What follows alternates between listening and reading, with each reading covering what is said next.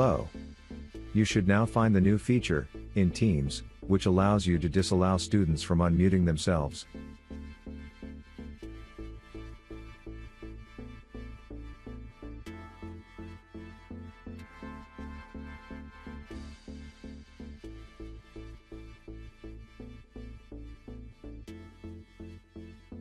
You can access it from here.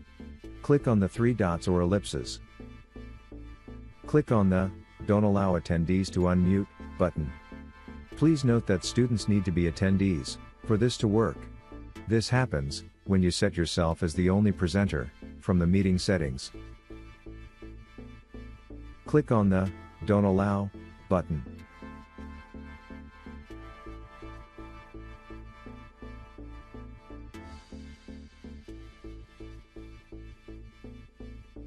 Note the change in the icon here.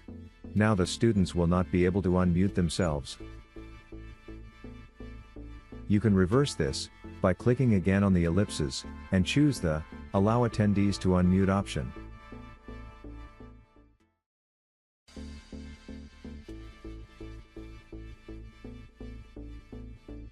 Click on the "Allow" button.